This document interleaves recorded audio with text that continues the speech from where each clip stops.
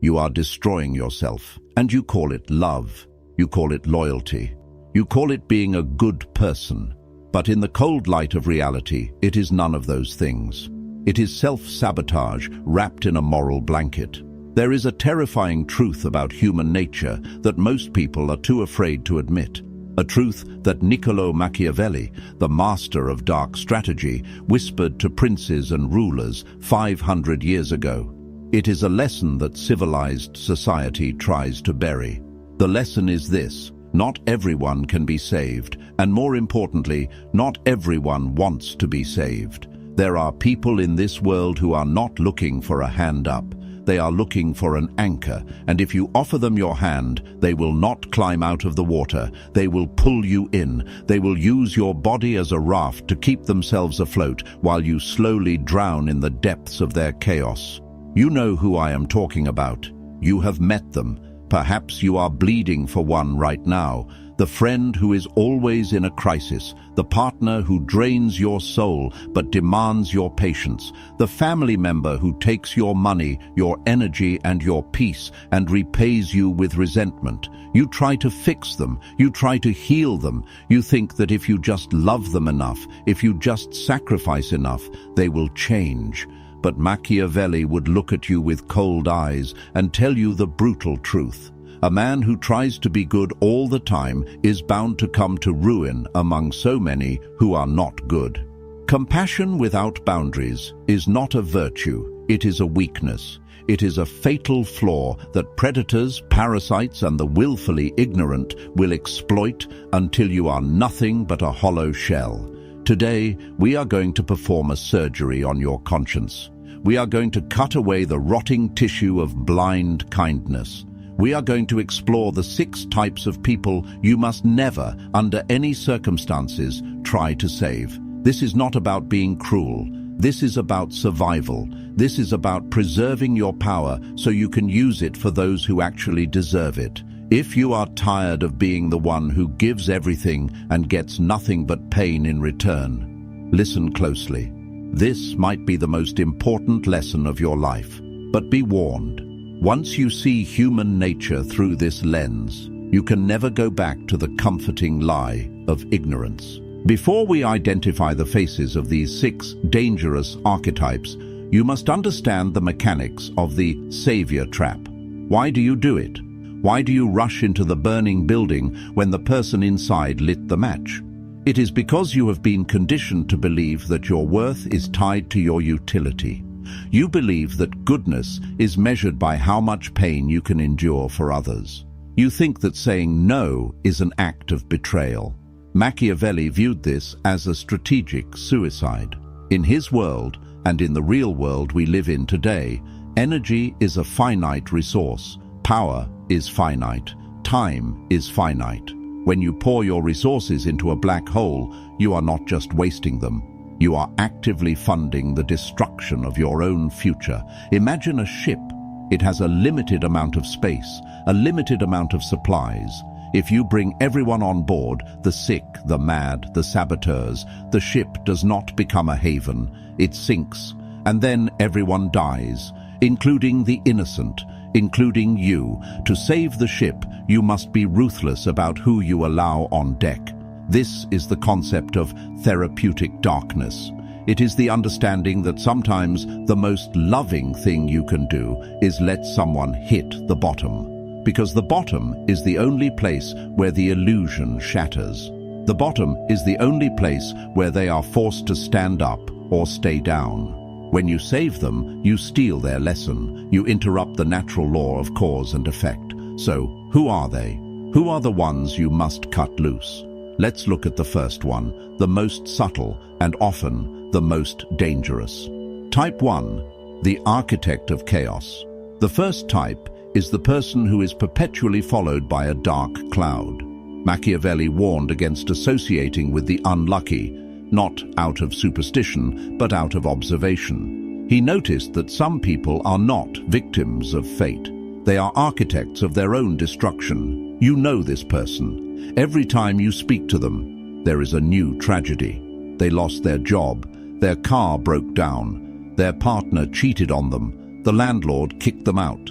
It is a relentless, exhausting stream of misfortune. At first, your heart bleeds for them. You think, my God, how can one person suffer so much? You step in. You lend them money. You offer them advice. You connect them with opportunities. And for a week, maybe a month, things seem calm. But then, the chaos returns. The job you got them. They lost it because the boss was out to get them. The money you lent them, it's gone, swallowed by a new emergency. Listen to me, bad luck is contagious. This is not magic, it is psychology.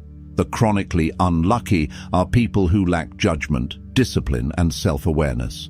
They make impulsive decisions. They ignore red flags. They antagonize people. They are lazy in their thinking and careless in their actions. But here is the trap. They never take responsibility. It is always the world doing it to them. It is always bad luck. If you try to save the architect of chaos, you invite their chaos into your life. You become part of their collateral damage. Machiavelli understood that human fortunes are linked. When you tie your boat to a sinking ship, physics does not care about your good intentions. You go down with them. I have seen brilliant men and women lose their reputations, their savings, and their sanity because they tried to stabilize a person who is addicted to instability. You cannot fix a person who loves the drama of their own demise.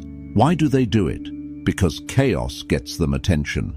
Chaos absolves them of the need to work. If they are always the victim, they never have to be the victor. Stop trying to be their umbrella. Step back. Let the rain fall on them. Let them get wet. Let them get cold.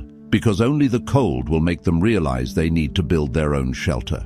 If you keep shielding them, you are merely an enabler of their incompetence. And eventually, their bad luck will become your bad luck. Keep your distance. Protect your peace. The infection of misfortune spreads through contact. Quarantine yourself from the architect of chaos. Type 2. The bottomless pit. The second type is perhaps the most painful to deal with. This is the person who demands your help, consumes your help, and then resents you for it. Machiavelli wrote extensively about the fickle nature of gratitude. He said, "Men are quick to change their nature when their interests change." The ungrateful person suffers from a deep, malignant wound of entitlement. They do not view your kindness as a gift. They view it as a debt you owe them. Watch the pattern. The first time you help them, they are effusive. "Thank you. You saved me. I don't know what I would do without you." You feel good. You feel useful. The hook is set. The second time, they ask with less hesitation.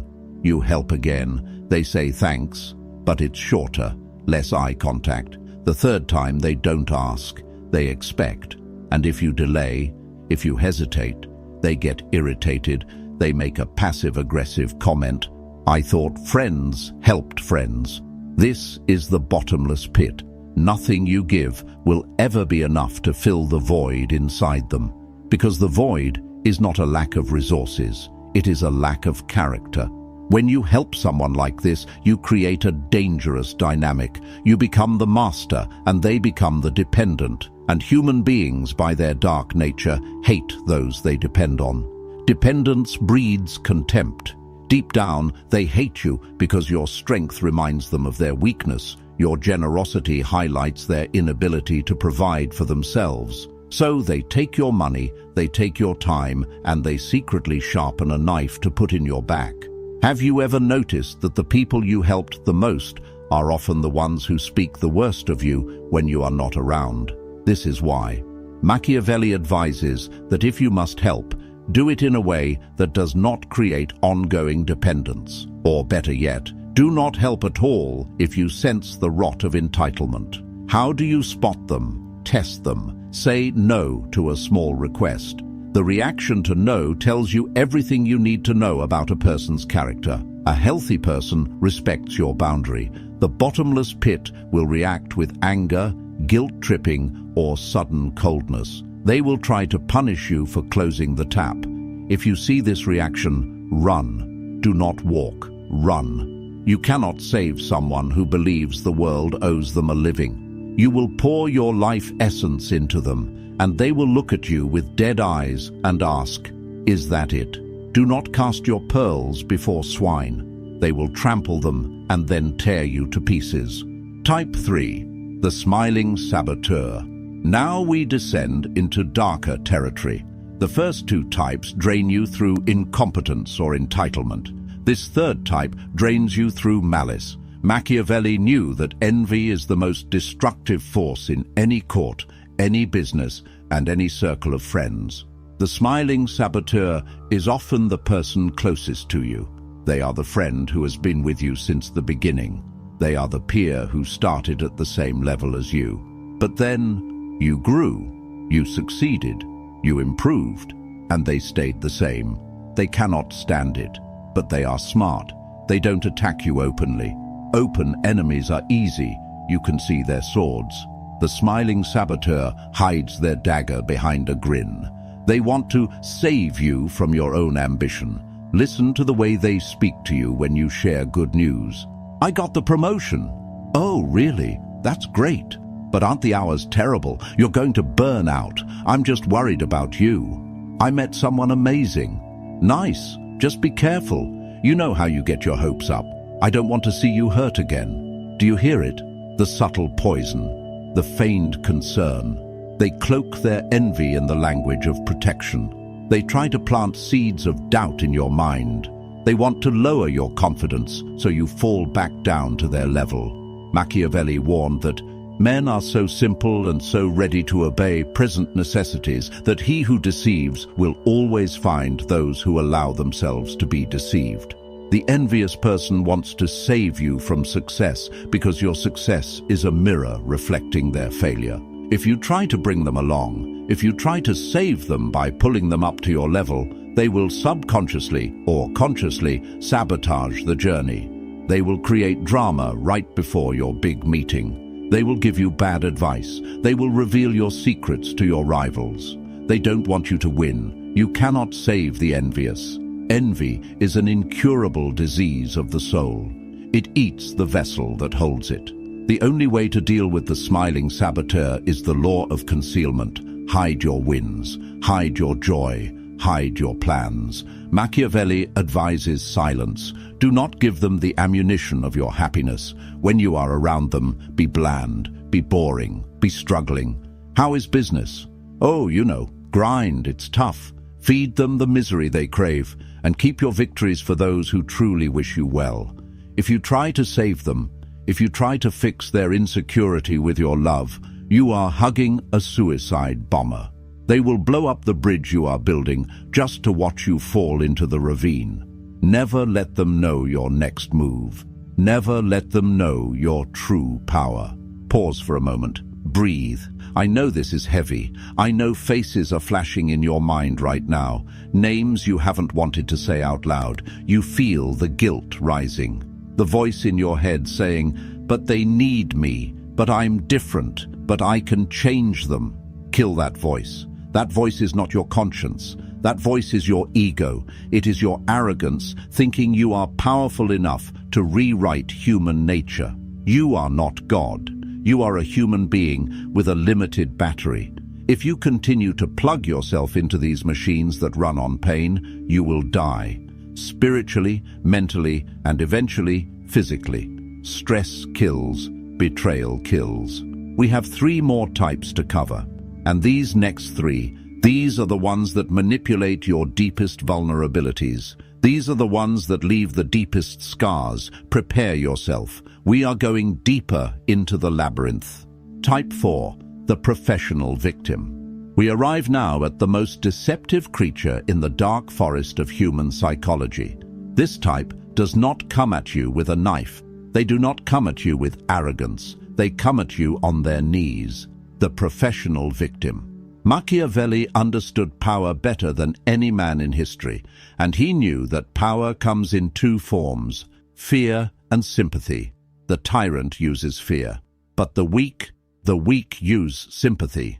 And sympathy is a drug that bypasses your logical brain and injects directly into your emotional center.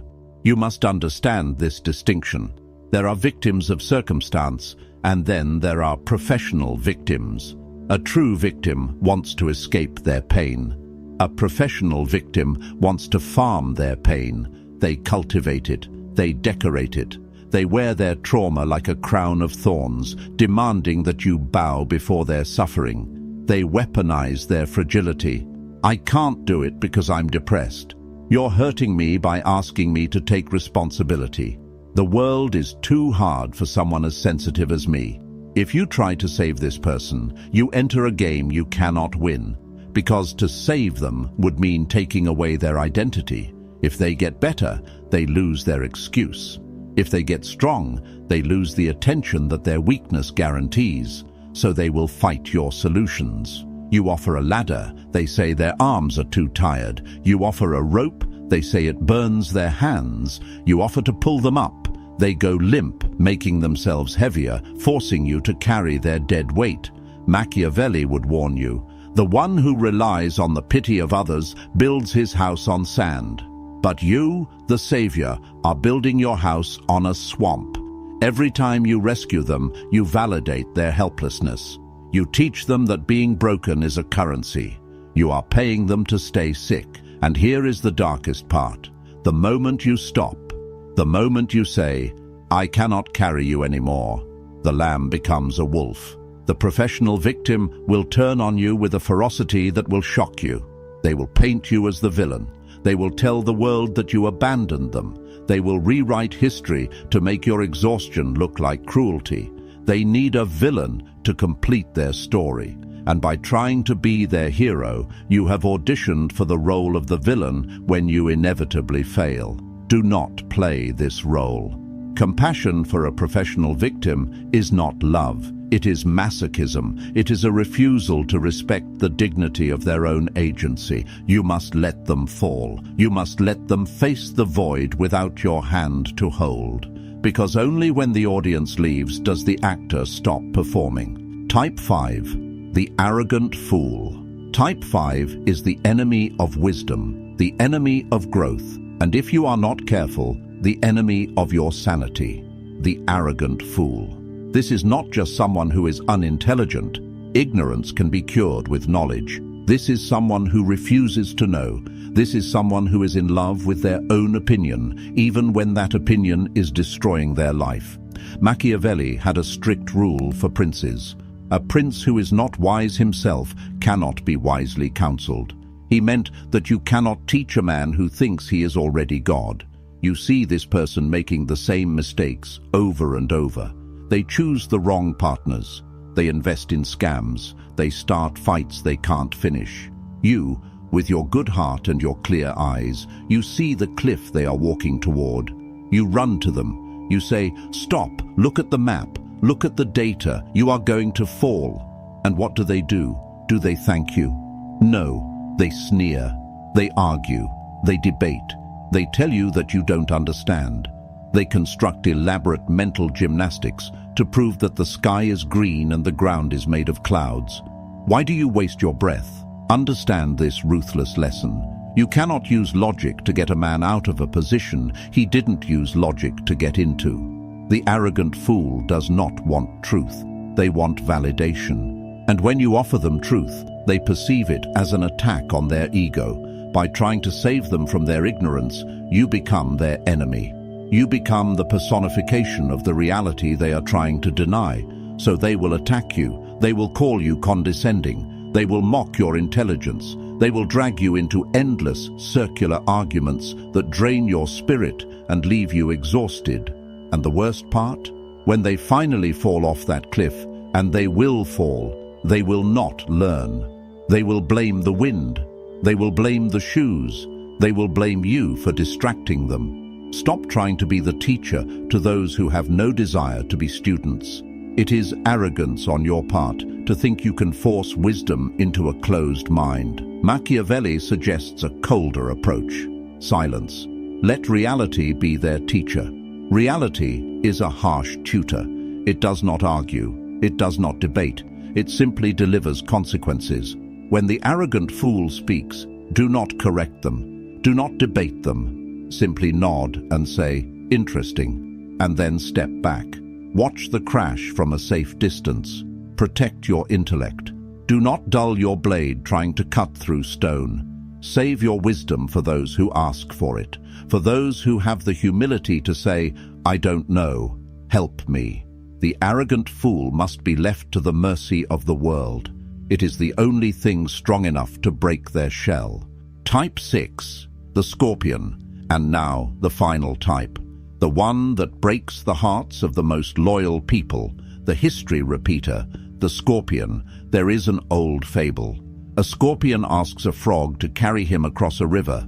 The frog says, no, you will sting me and I will die. The scorpion says, why would I do that? Then we would both drown.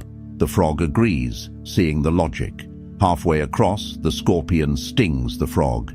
As they both sink, the frog gasps. Why? The scorpion replies, it is my nature. There are people in this world whose nature is to betray, whose nature is to destroy. This is type 6, the person you have forgiven 1,000 times. They cheat on you. You forgive them. They steal from you. You forgive them. They lie to your face. You forgive them. Why? Because they cry. Because they promise. I've changed, they say. I swear to God, this is the last time. I'm going to therapy. I'm going to church. I'm different now. And you want to believe them. You want to believe in redemption. You want to be the saint who saved the sinner. But Machiavelli warns, men never change their nature. Behavior is a pattern. Character is a pattern. The best predictor of future behavior is past behavior. When you save the scorpion from the consequences of their sting, you are not helping them evolve. You are interfering with their data. You are teaching them that they can sting and still survive. You are training them to hurt you. Every time you take them back, you lose a piece of your self-respect. And they respect you less too. How can they respect someone who treats themselves so poorly? They view your forgiveness not as mercy, but as permission. If they took me back after I did X, they will take me back after I do Y. You are looking for the good in them, but you are ignoring the shadow that is consuming them. Machiavelli advised princes to be wary of those who have betrayed others, for they will inevitably betray you. Loyalty is not a decision, it is a habit. Betrayal is not a mistake, it is a habit. If you are dealing with a repeater, you must perform the hardest act of all, the amputation. You cannot taper off. You cannot be friends from a distance. You must cut it off, completely, irrevocably. It will hurt. It will feel like you are cutting off your own arm. But that arm is gangrenous. If you keep it, the poison reaches your heart, and you die. The scorpion cannot be saved. It can only be avoided. Accept their nature. Believe them the first time they show you who they are. Stop projecting your conscience onto a predator. Now you see them. The 6 faces of destruction.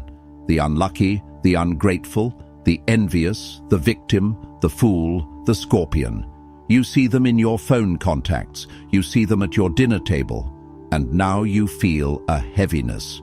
Because you realize that to follow this path, you must make choices that will make you look bad in the eyes of the weak. You will be called cold. You will be called selfish. You will be called Machiavellian. Good. Wear those titles like armor, because what they call selfishness, the wise call self-preservation. What they call coldness, the wise call clarity. You must transition from the savior to the sovereign. A savior sacrifices himself to light a fire for others, burning until he is ash. A sovereign builds a lighthouse. He stands tall. He shines a light, but he does not jump into the waves. Those who want to be saved will swim to the light. Those who want to drown will drown in the dark. But the lighthouse remains. This is the ultimate lesson. You are not responsible for the souls of other men. You are responsible for the vessel that carries your own. When you stop trying to save the unsavable, a strange thing happens. You reclaim your energy. You reclaim your time. Your anxiety vanishes. Your finances improve. Your health returns. You begin to build an empire of your own peace. And in that peace, you find the strength to help the few who actually deserve it, the ones who take your advice, the ones who return your loyalty, the ones who grow when you water them. That is true power. Not the power to endure suffering, but the power to choose who is worthy of your time. Machiavelli wrote, "Everyone sees what you appear to be, few really know what you are." Let the world see a calm, untouched surface. Let them think what they want. But deep down, know that you have mastered the hardest art of all, the art of letting go. But be careful, as you cut these people away, as you rise in power and silence, you will face a final enemy, the most dangerous one of all, because once the parasites are gone, you will be left alone in the room, and you will have to look in the mirror. And you might realize that the person you were trying to save all this time was simply a projection of the part of yourself you haven't healed yet. What if the weakness isn't just out there? What if it's in you? That is a shadow for another time. If this opened your eyes, understand this is only what I can show publicly. There are videos I cannot upload for everyone. There are aspects of dark psychology that I simply cannot discuss publicly on YouTube without being censored or demonetized. The algorithm suppresses the most powerful information. Those exist behind the join button. If you're still here, you're not like the others. Subscribe if you haven't. But if you want what's hidden, click the join button and step into the architect level. You will unlock exclusive, uncensored videos that dive into the deepest parts of the human psyche. Most won't. That's the point.